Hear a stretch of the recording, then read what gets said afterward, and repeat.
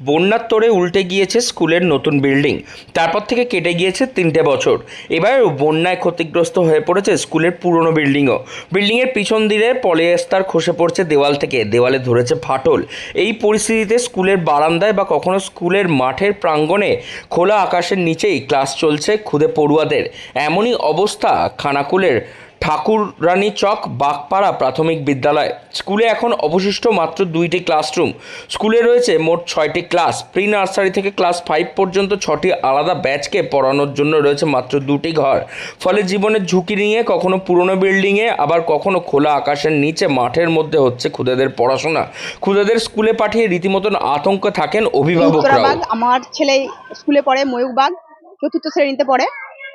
এখানে গত বন্যার সময় এখানে স্কুলের বিল্ডিংটা ভেঙে যাওয়ায় ছেলেদের খুব ক্ষতি হয়েছে এবং ছেলেরাও আতঙ্কের মধ্যে আছে এবং আমরাও আতঙ্কের মধ্যে আছি যে ছেলেরা কিভাবে ওইখানে থাকবে, কিভাবে পড়ে যদি যায়, বা আতঙ্কের মধ্যে আছি আমরাও।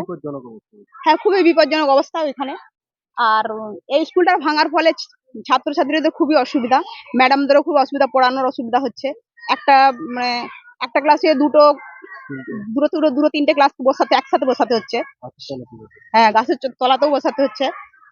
সেই জন্য হচ্ছে সেই জন্য খুবই অসুবিধা হয়, পড়ানোর অসুবিধা হয়। একটা ছেলেকে একটা ব্যাচকে পড়াতে গিয়ে আরেকটা ব্যাচের পড়ানো হয় না এইভাবে।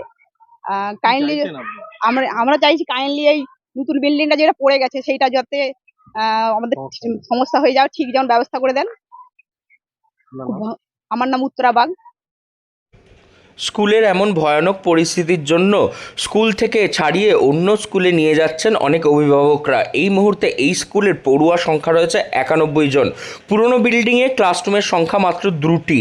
ফলে 6টি শ্রেণীর ক্লাস করাতে রীতিমতন হিমশিম খেতে হচ্ছে স্কুলের শিক্ষক শিক্ষিকাদের অভিযোগ, এ বিষয়ে ঊর্ধ্বতন কর্তৃপক্ষকে বারবার আবেদন করেও কোনো সুরাহা হয়নি।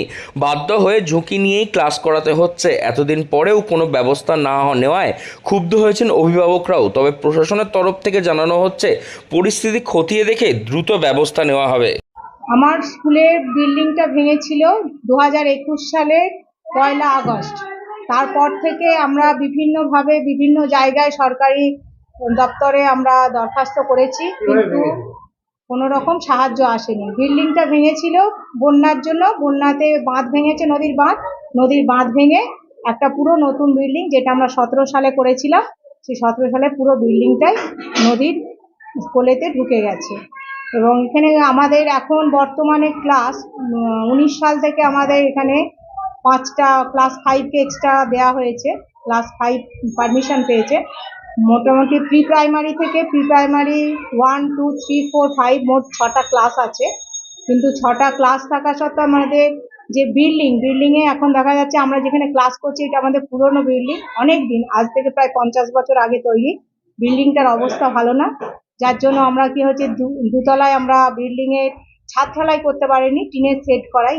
ব্লকে ইঞ্জিনিয়ার এসে বলেছেন এই বিল্ডিং এর উপর কোনো কনস্ট্রাকশন আর চলবে না। তাই এইখানে 2টো রুম আছে, 2টো রুমের মধ্যে আমরা নিচেতে 3টে ক্লাস করি, উপরে 3টে ক্লাস। এবার নিচের রুমটা যেহেতু খুবই ছোট, সেই জন্য ওখানে একটা ক্লাস, আর তার জন্য আমরা মাঠে নিয়ে যেয়ে ছেলেদেরকে ক্লাস করাই। কখনো স্কুলের মাঠের মধ্যে হচ্ছে পড়াশোনা, আবার কখনো স্কুলের বারান্দার মধ্যে ছাত্রছাত্রীদের নিয়ে ক্লাস করাচ্ছেন শিক্ষিকারা। মাত্র 2টি ঘরের মধ্যে 6টি আলাদা শ্রেণীর ক্লাস করাতে গিয়ে কার্যত হিমশিম খেতে হয় শিক্ষিকাদের। এই বিষয়ে প্রশাসনের প্রতি আস্থা হারাচ্ছেন কিন্তু এবারের স্কুল শিক্ষিকারা, কারণ বছরের পর বছর পেরিয়ে গেলেও এখনও অবনতির আশঙ্কা কাটেনি ওই স্কুলের মধ্যে থেকে। হুগলি থেকে রাহি হালদার, লোকাল 18 বাংলা।